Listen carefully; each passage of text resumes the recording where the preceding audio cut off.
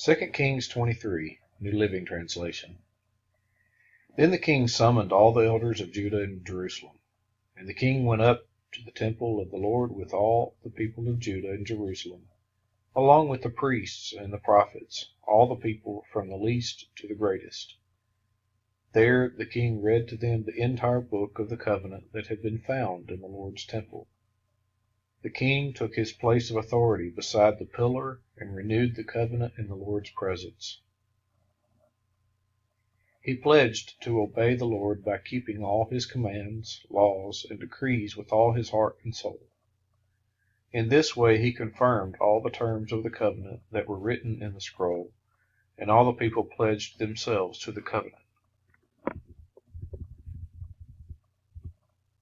Then the king instructed Hilkiah the high priest, and the priests of the second rank, and the temple gatekeepers to remove from the Lord's temple all the articles that were used to worship Baal, Asherah, and all the powers of the heavens. The king had all these things burned outside Jerusalem on the terraces of the Kidron Valley, and he carried the ashes away to Bethel. He did away with the idolatrous priests who had been appointed by the previous kings of Judah, for they had offered sacrifices at the pagan shrines throughout Judah and even in the vicinity of Jerusalem. They had also offered sacrifices to Baal and to the sun, the moon, the constellations, and to all the powers of the heavens. The king removed the Asherah pole from the Lord's temple and took it outside Jerusalem to the Kidron Valley, where he burned it. Then he ground the ashes of the pole to dust, and threw the dust over the graves of the people.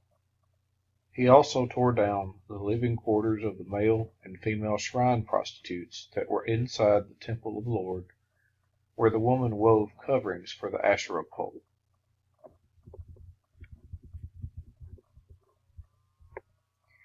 Josiah brought to Jerusalem all the priests who were living in other towns of Judah. He also defiled the pagan shrines where they had offered sacrifices, all the way from Geba to Beersheba. He destroyed the shrines at the entrance to the gate of Joshua, the governor of Jerusalem. This gate was located to the left of the city gate as one enters the city. The priests who had served at the pagan shrines were not allowed to serve at the Lord's altar in Jerusalem, but they were allowed to eat unleavened bread with the other priests. Then the king defiled the altar of Topheth in the valley of Ben Hinnom, so no one could ever again use it to sacrifice a son or daughter in the fire as an offering to Molech. He removed from the entrance of the Lord's temple the horse statues that the former kings of Judah had dedicated to the sun. They were near the quarters of Nathan-Melech the eunuch, an officer of the court. The king also burned the chariots dedicated to the sun. Josiah tore down the altars that the kings of Judah had built on the palace roof above the upper room of Ahaz. The king destroyed the altars that Manasseh had built in the two courtyards of the Lord's temple. He smashed them to bits and scattered the pieces in the Kidron Valley.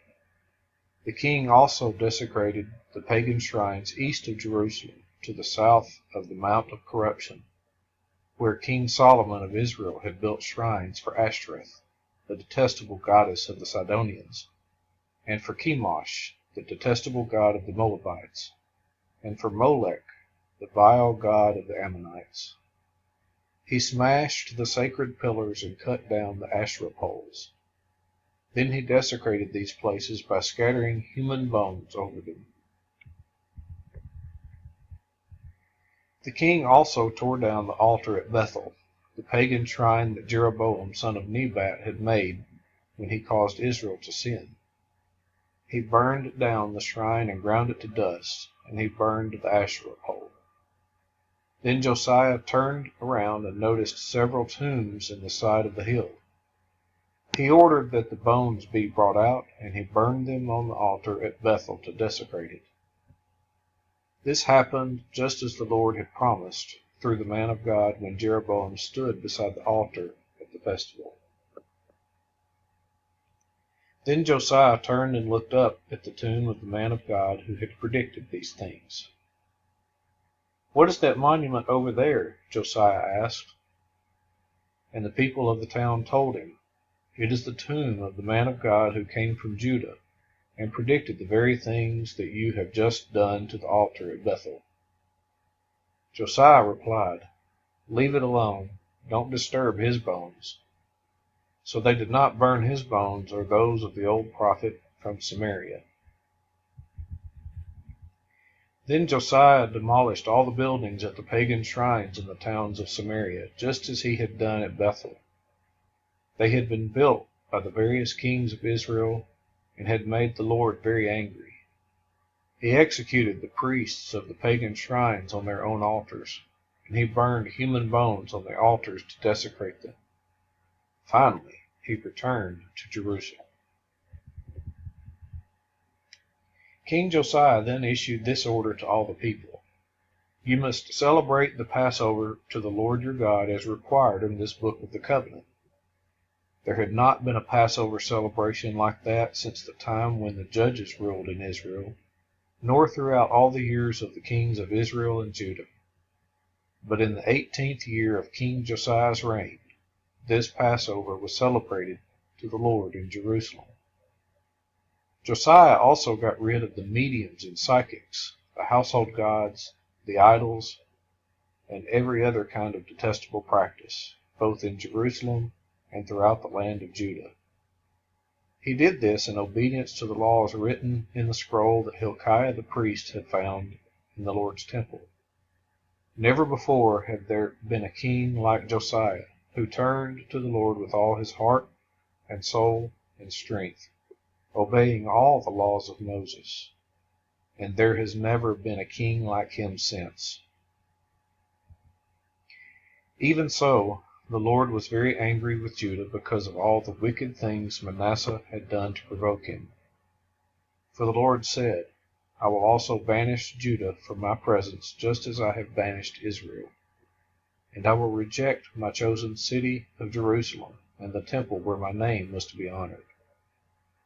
The rest of the events in Josiah's reign and all his deeds are recorded in the book of the history of the kings of Judah.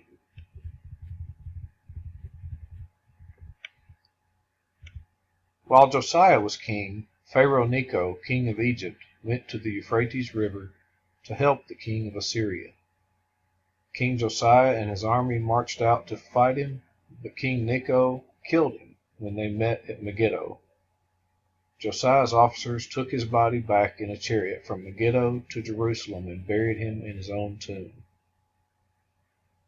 Then the people of the land anointed Josiah's son Jehoahaz and made him the next king. Jehoahaz was 23 years old when he became king, and he reigned in Jerusalem 3 months. His mother was Hamutal, the daughter of Jeremiah from Libnah. He did what was evil in the Lord's sight, just as his ancestors had done. Pharaoh Necho put Jehoahaz in prison at Riblah in the land of Hamath to prevent him from ruling in Jerusalem. He also demanded that Judah pay 7,500 pounds of silver and 75 pounds of gold as tribute.